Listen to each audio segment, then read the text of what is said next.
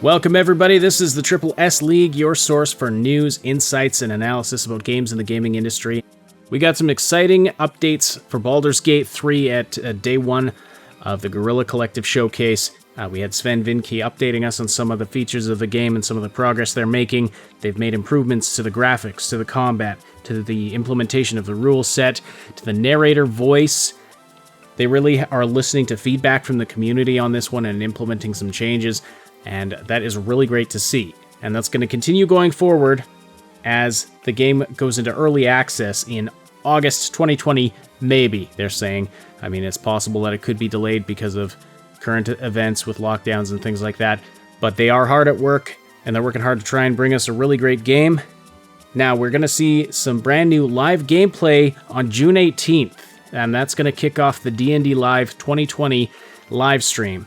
That's a 3-day event that's happening. It's starting Thursday, June 18th, and the very beginning of the first day is going to be brand new Baldur's Gate 3 live gameplay, so that's going to be really exciting, so make sure you mark your calendars for that. We also got a brand new cinematic trailer for the game, which looks just fantastic, and so, Sai, what did you think about this? My goodness, what you saw is just the intro of what we are going to be seeing here going forward. This game looks amazing. It keeps looking better and better and better. And the fact that they're doing an early access where, we're going to be able to like pitch ideas to them and see the game evolve.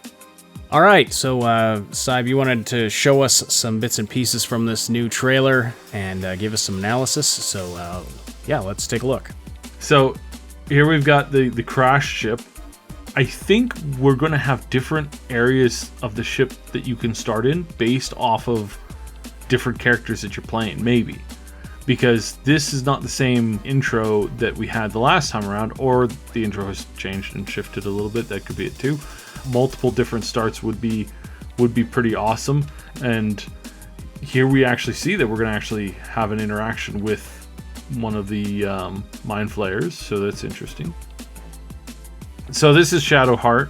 Then we've got a couple other characters in here, and looks like we've got one or two new characters too that they've kind of teased in this here. But again, it's like this is one of the scenes where they're basically talking with the worm in their head, or the worm in their head is kind of like giving them some powers. It's kind of cool. You get more and more powers as it slowly eats your soul. It's great. That's fantastic. So yes, so the premise is that these characters have like a mind flayer larva in their head, or like the germination stage of the mind flayer that's eventually going to burst out, and we see the horrible thing happen that happened in that very, very first teaser that Larian put out. One of the major objectives of the game is to cure yourself of this somehow, and that plays into this trailer here. Is all about, we hear somebody's voice saying like, oh yes, you'll try to cure yourself, but when all hope fails, you'll come crawling to me, or something like that. Who do you think is speaking there? It's probably this guy coming up here. That's this fellow here. That's who I believe we're dealing with. I kind of said this when we first kind of got a glimpse, and this is what I've been hearing from the grapevine, is that during the course of play, you will encounter ways to cure yourself. That there's some cures that are promised and then they just don't work. Other cures, you pay a heavy price for, or you steal it, and sometimes they work, sometimes they won't. But you have a team of people. Like if you go it solo, it might be easier to get yourself cured. But from what I was hearing, it's like basically it's like every time that you have the cure, you're almost going to get the cure. Like either somebody else steals it, or it goes away, or you have to decide who lives and who dies. It's kind of my thought.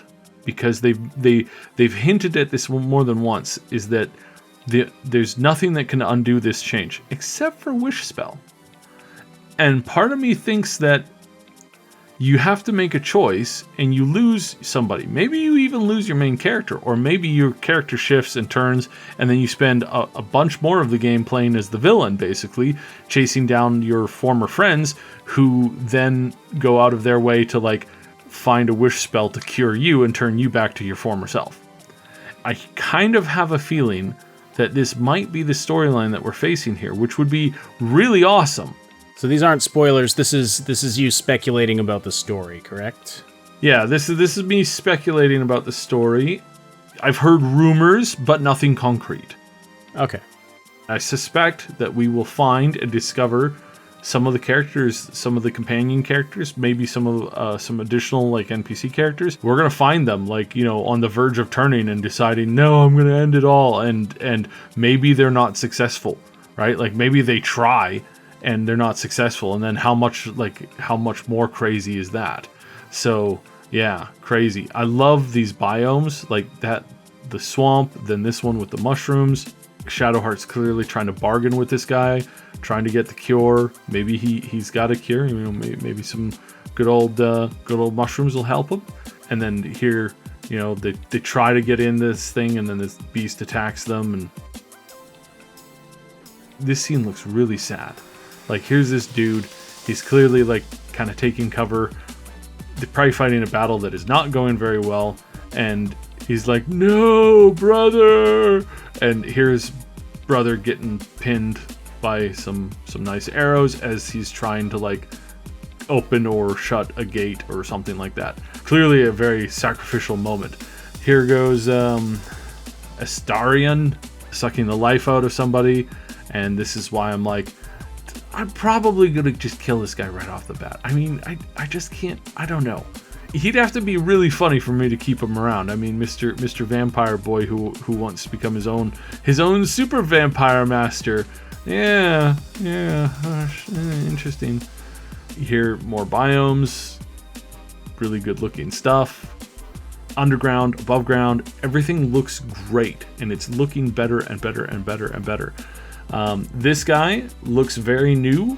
I suspect that this is one of the newer companions, or a custom character, but I'm gonna say at this point I think this guy's a companion or possible like main character, and he looks pretty sharp. Then there's this guy, also looks like a brand new character. We have not seen one of his kind in the list yet, so I'm gonna go out on a limb here and say this is definitely a new character as well. And then we've got this dude, also looks new, have not seen him before. I like the cave wall art. It's like, that looks really good. It looks like we're in some kind of like elven ruin. And then this girl, who again we haven't seen before. We don't have a redhead yet. The foliage, everything looks great in this game. Oh my god. Then this guy is Gale. He's definitely in that kind of intro area that we saw in the first kind of gameplay showcase that they did. So this is him definitely there with all the undead that actually have risen up. So this guy here, we're seeing him more and more, so I'm thinking that this might also be either a companion character or a main character, which is nuts because that's bringing this up to like close to 10 now. That's huge. That's a lot of voice acting, and the depth of the voice acting was pretty deep where we saw it. The combat, I gotta say, is looking better and better and better. The fire effects on the ground, you can actually jump off of things down onto people for extra damage. Mm-hmm. The verticality in the combat looks really good. The way they're really designing the environments. What about this dude? I believe this is Will. Will wears a blue jacket kind of thing with gold inlay, and he kind of has darker hair when you're looking at him in front, but maybe it's a lighting effect here. But like, just like all the goblins and hobgoblins that you're fighting here, it's like, wow, this is really, really looking solid. So just before we close out here, I wanted to get your thoughts on the new UI design that we saw. There's been some questions, some speculation about it. Some of our community members have said they don't like it as much, but there's been some speculation about, is this just for consoles? Is the PC UI still going to look like we saw in earlier footage? A lot of people seem to think that it was cleaner before, whereas the new design looks a little bit more cluttered and immersion breaking. What are your thoughts? I think when it comes to that, I think we're going to get a significant amount of that. This is going to show up as things that will evolve once the game comes out. I would imagine that it'll go through quite a number of changes once the game hits live. Tune into D&D Live 2020 on Thursday, June 18th. The event kicks off with brand new Baldur's Gate 3 gameplay that's going to be taking place live. Swen Vincke is going to be playing, and viewers actually get to vote on which decision he makes at a certain point in the game. So you'll be able to check it out. Live gameplay, it's going to be a lot of fun. That's right at the beginning of the D&D Live 2020 live stream. And also, of course, subscribe here at the Triple S League for lots more updates about this game. We're going to be covering it in depth. Please slam that like button if you appreciated this content, and leave your comments down below letting us know what you think. Thank you so much for watching. We'll talk to you again very soon. Thanks so much for watching. Don't forget to like, sub, and hit that notification bell, and then check out some of these other videos. Find the link to our Discord server and other important stuff in the description below.